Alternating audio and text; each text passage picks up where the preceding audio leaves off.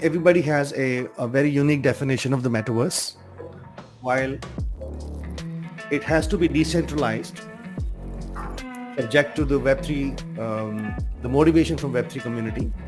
But it has also been seen that a lot of immersive experiences right now being made are titled as metaverses.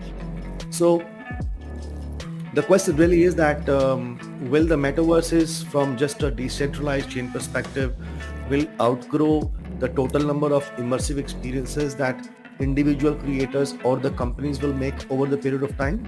Answer is no. Both sides will compete with each other with respect to the volume and value of the immersive experiences. So at a holistic level, slide number 3, at a holistic level, one has to be very careful when envisaging an immersive experience per se. Whether we want to go and load that in a decentralized, Decentraland kind of setup, or we want to rather create our own infrastructure and want to load that experience within our own infrastructure, I mean.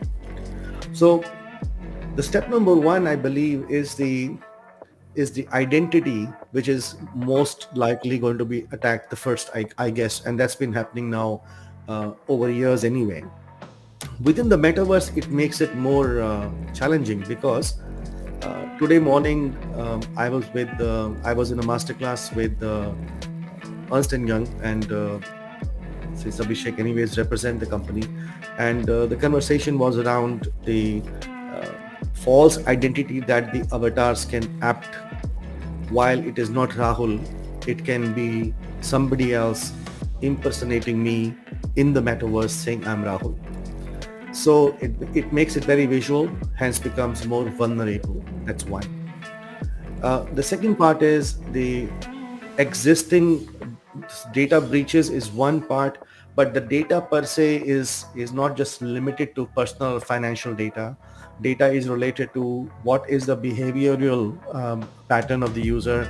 The user comes in, he goes into several different types of experiences being built over there, tracking that person to going and creating a connection and then exploiting that individual, sometimes even with respect to manipulating them or post manipulation harassing them, and at some point also intimidating them to get either or financial or other types of benefits from that person. Slide number 4. And while this will continue to be there, the identity theft is not going to go anywhere in the next 50 years. It is only going to be different ways by which the folks will identify and find that there will be identity theft of different types. But we do sit down, as far as the individual centralized or decentralized experiences are concerned, we do sit on very weak authentication systems. Now when I say authentication systems being weak is, since number 1, we deal in the 3D environment. We aren't dealing in a sophisticated DevOps or a sophisticated, in cloud infrastructure where we have got single sign-ons and we are sort of, tracking down to ensuring that certain set of people just log in and things like that. You are in a 3D environment.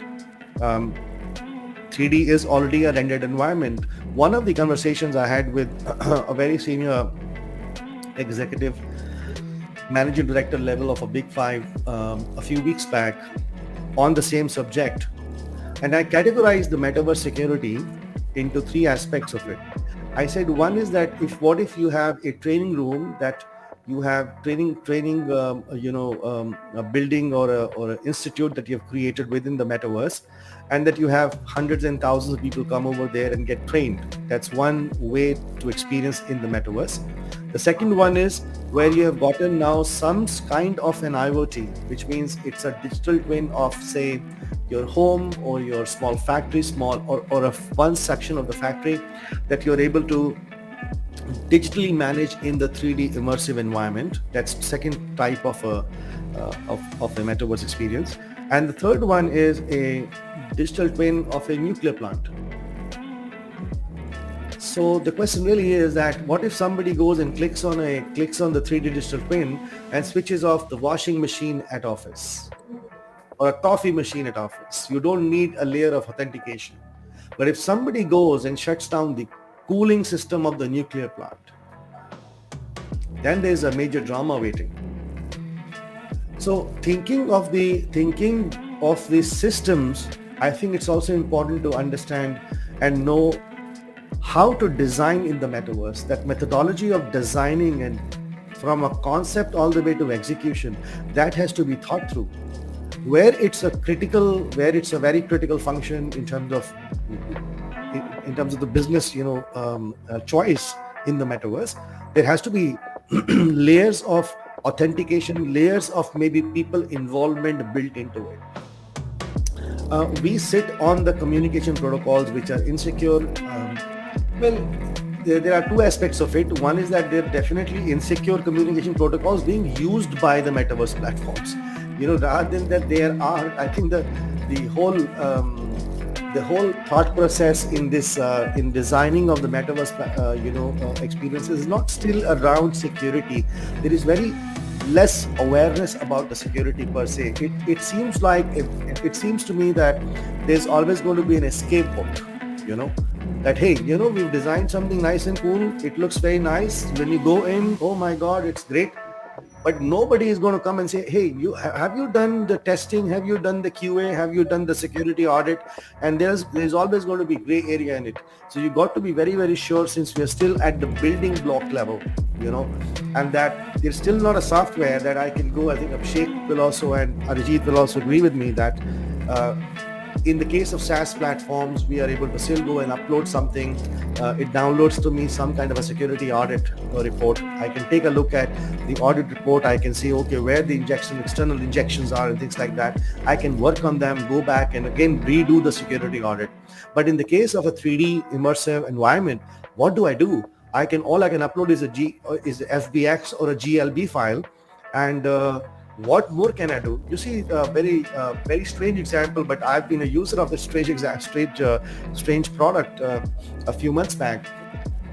When this company reached out to me based from Delhi, who said that they can send avatars, unlimited number of avatars, just by giving a link of the experience. So I gave them a link of a spatial experience and said, can you send avatars here? And they really sent out 75 avatars into their experience through a bot.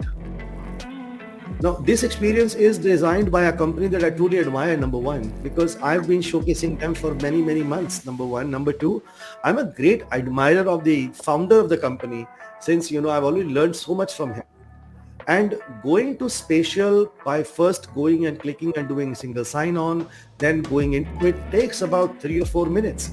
He was able to send 75 bots in about 5 minutes by the watch. So the experience that I admire the most actually broke down because it was not built for 75 avatars with respect to the space. So you are literally looking at people who will not only think from just purely from a data perspective, they will think it from even making it bad. So while you could have a great experience on the immersive and you're running through a very nice event with 100 CXOs from all over the world, you just don't know who can send the 100 bots into it and spoil your event. Is that not a breach? That is a very big breach. And I believe that those are areas which the executives, the people I think who are investing into it and the ones who are building onto it, they have to rethink about it, that the metaverse security is not just primarily around looking at the vulnerabilities from a software perspective. They have to be looked at from an experience perspective. They have to be looked at from a continuation perspective, that while I am continuing with my efforts on building the metaverse experiences, I must also ensure that all of them are being structured correctly and that no external bots or no external intervention is possible unless and until it just breaks down completely.